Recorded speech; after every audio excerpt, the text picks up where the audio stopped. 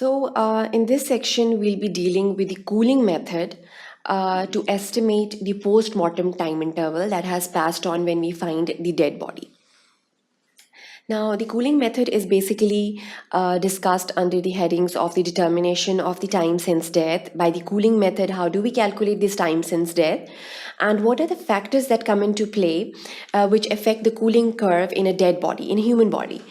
So there are different laws which come into play, and we are going to discuss them in detail in this section. Now, determination of the time since death, the cooling of the body after death. Now, this is basically which is also known as the Algor mortis.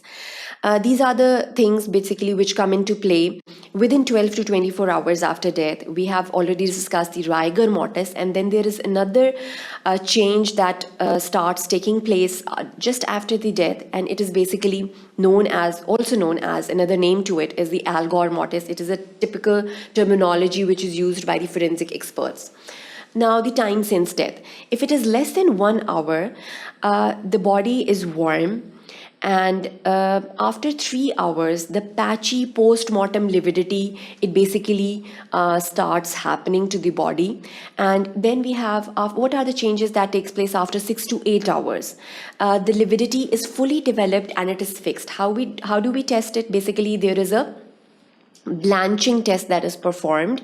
We just pick any area of post-mortem lividity and we just blanch it by putting a pressure by a thumb, and if it stays there, then it means that the post-mortem lividity has been fixed at this stage.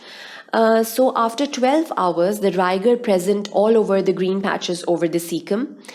And what happens after 24 to 36 hours? The body is cold, the rigor is recedes, and basically this is the stage of, the body is moving on to the stage of the secondary relaxation, and the ova of the flies are seen. There is a greenish discoloration to the body due to the actions of the bacterial actions of the normal fauna of our body, of our gut starts happening to the abdomen, to the chest area. To the abdomen is distended with gases, the putrefactive gases, of course, they start come into play.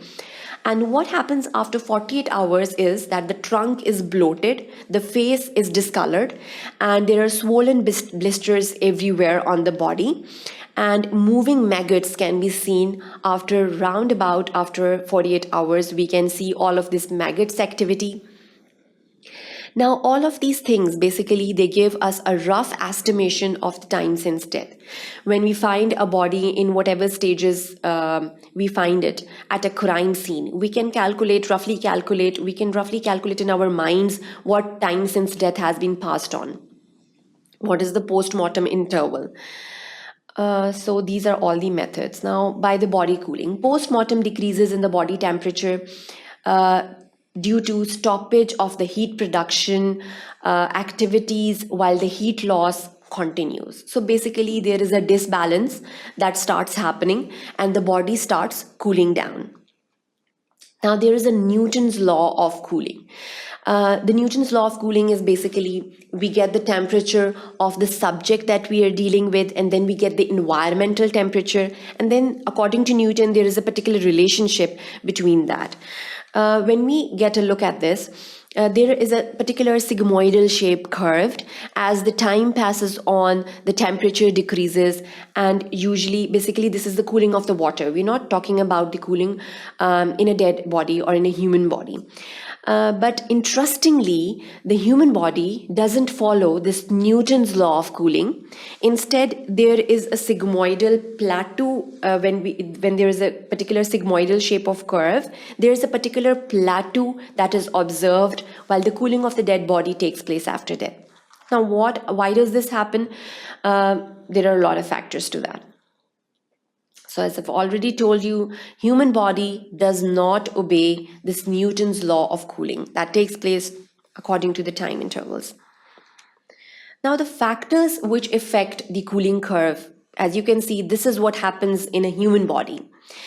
Why is there a plateau? As the time intervals passes on, there is a plateau that is observed. First of all, what basically contributes towards this plateau formation is there is an initial body temperature which is observed. So this should be quite kept in mind. Cooling in a body which was, for example, burned, that takes place rather differently. So the mode of death, the cause of death, that is the mainstay over there. Whenever we are dealing with any death or any criminal investigation, we have to find out what was the cause of death, what were the environmental conditions, because it will basically rely on those factors of the initial body temperature of the person who died. Then the body dimensions. Now, people with a fatty layer the fat layer will basically act as an insulator, and the temperature cooling will be slower down. The process will be slower down in those people. And basically, when we are dealing with newborns, they tend to basically the temperature falls down very actively in them. Then the posture. If the body is lying flat and extended, it is going to cool down more quickly. And if the body is more in a flexed posture, in a fetal position, the body will cool down lesser quickly. Now, the type of clothing and the covering the person is wearing, that will also affect all of these algor mortis, all of these drop in the temperatures of the dead body, because they will act as an insulator, and so these coverings and the clothings are very important. For example, if a dead body is placed in an open environment, it will tend to cool down quicker, and if it is placed in a shelter or if it is buried, it will take a lot more time. Moving on to the ambient temperature, of course, the temperature of the surroundings, it is the mainstay to it. So the temperature of the surrounding is very important. If it is hot, the body will take more time to cool down. Then the air movement and the humidity. Of course, the cooling basically takes place through the process of the convection and the radiation. And so all of these things will come into play, the air movement and the humidity of the atmospheric temperatures and the environment of the surroundings of the dead body is basically the mainstay where we are calculating the temperatures post-mortemly. Now, the medium around the body. The medium around the body, whether it is placed in water, whether it is placed in air, that is also basically the mainstay to it. And that will depend upon whether the cooling will take place quickly or it will take more time.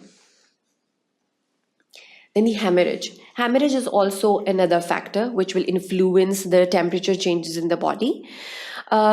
Because if the hemorrhage has taken place, then the body is tend to cool quicker because of the loss of the blood, and that will basically take the person into shock and the loss of the temperatures initially.